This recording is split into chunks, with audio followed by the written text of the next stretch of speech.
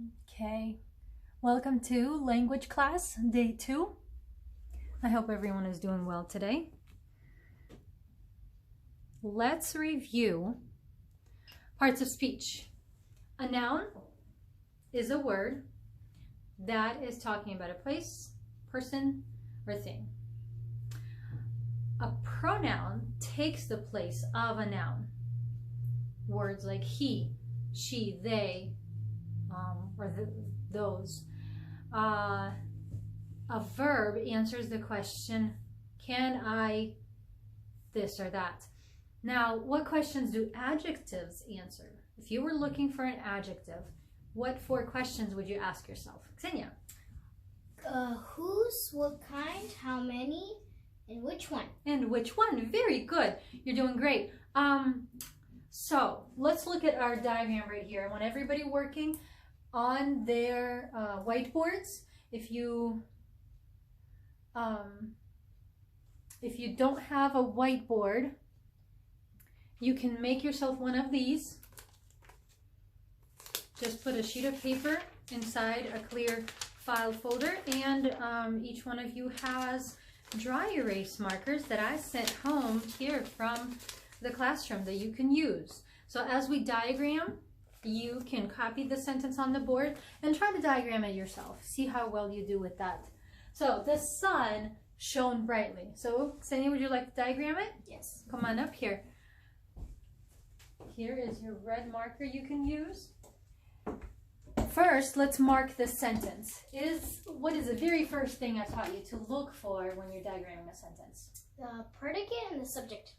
Good. What are we looking for in the predicate? What parts of speech? The verb. If you guys knew that. No, the verb. You're looking for the verb. Can I? Can I the? Can I sun? Can I shine? Can I brightly?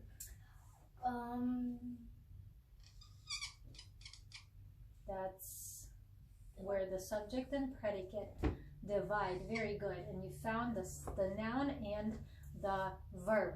Next, let's go and try and find adjectives. Do you think you can find any adjectives? Yes.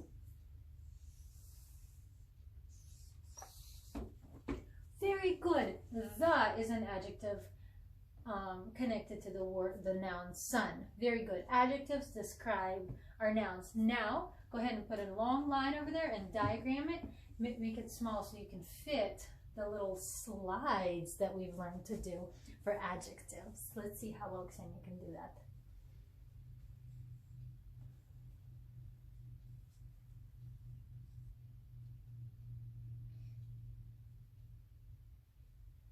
I hope everyone's working in their on their whiteboards and has diagrammed this already.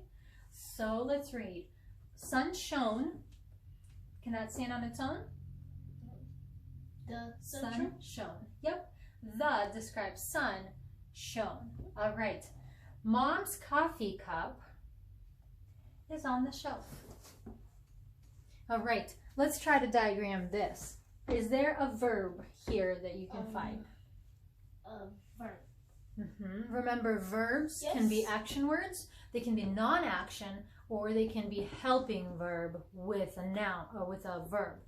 A helping verb with a verb. Let's see if you can find it. Is correct. Underline is twice. Ooh, do you underline cup 2 times? Boy. You don't. Now, do I circle the adjectives? Now find the adjectives.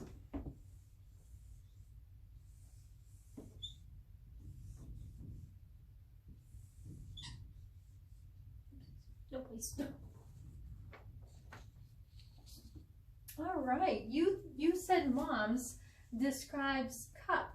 What adjective question does mom's answer? Whose? Whose cup? Mom's cup. Very good. I hope you guys got that right. All right, Xenia, thank you for your help. Take a seat. Let's see. I'm going to show you a bag. take a look at this bag that can be used for presents. Very pretty. If someone was gonna ask me what size this bag is, I could say that it's a big bag, or I could say that it's a small bag, right? What part of speech is the word small or the word big? What kind? So the question what kind tells you to look for what part of speech. Noun, verb, adjective, pronoun. What kind? Adjectives? Looks for adjectives. So is the word small an adjective? Yes. Yes, it is. Very good. All right, so take a look at this bag and take a look at this bag. Look. So if I were to compare these two bags, would I say that this bag is bigger or smaller? Is this bag bigger or smaller? Senya, is this bag bigger or smaller? Bigger. This one is bigger and this one is Smaller. smaller.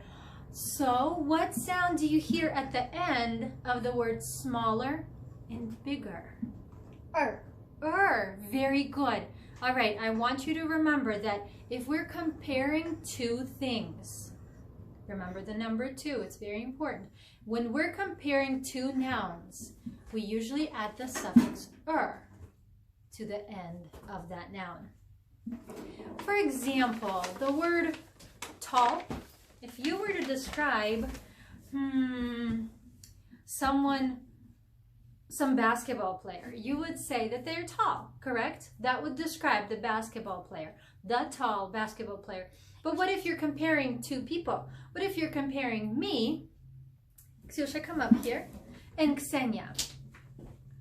What would you put at the end of the word tall to say, to talk about our height? You would say that Mrs. Chentov is taller than Ksenia, correct? Mm-hmm. And Ksenia is short. Is Ksenia short than Mrs. Chentov? Short. Ksenia is shorter than Mrs. Chentov. All right, take a seat, honey. Whoa. Now what happened? Ksenia is taller than Mrs. Chentov. All right. Now, see what happens if we're comparing more than two things. So we still have this bag. We still have this bag. But now, whoa, take a look at this bag over here. Listen to what happens. Which of these bags is biggest? The one with the flowers and the rodent piece. The one that says peace on it. Did you hear what happens to the word big when I'm comparing more than two things? Big S. Good. We add the suffix est. When we compare more than two nouns, we usually add the suffix est to the end of the adjective. So, see if you can come up with some adjectives. 3 nouns, think of 3 nouns that you can use to compare adding the noun, the suffix est to the end of each noun. Think of something that's tall, taller, and tallest. Write those down on your whiteboards. Here you go.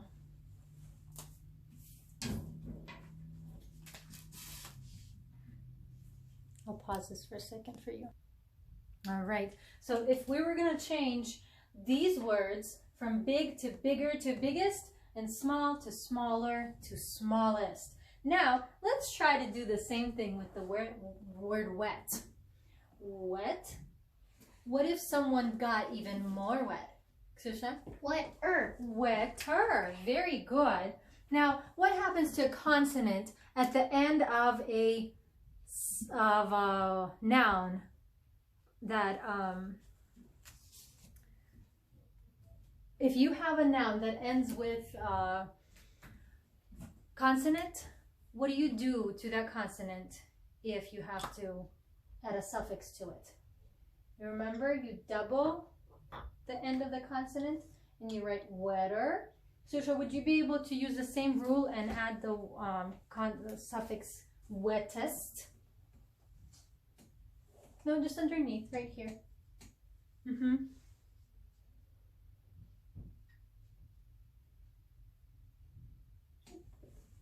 Oh, did you use the same rule that I just taught you?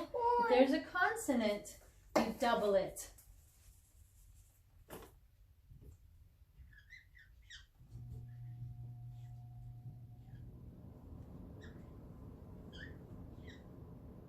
Good.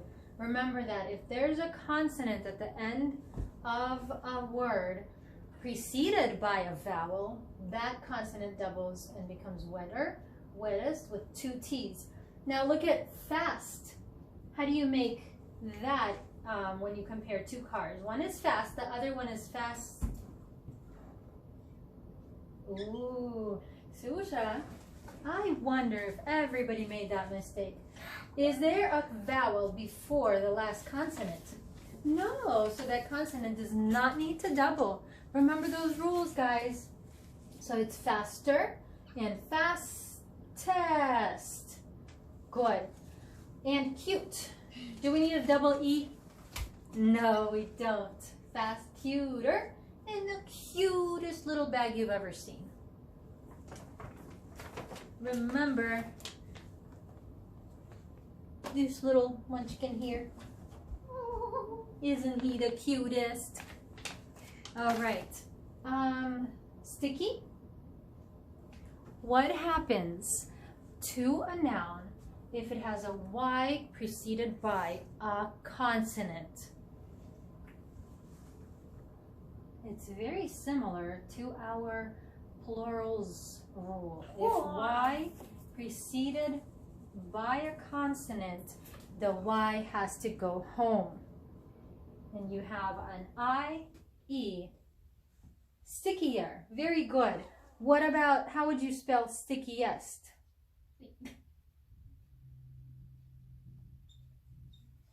Sticky becomes stickier, becomes stickiest.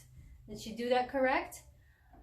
K-I-E-S-T. Very good. All right, in your language books, you're going to see those rules. So take out your language books, please. Yep. Open up to page 152. Look at the purple box.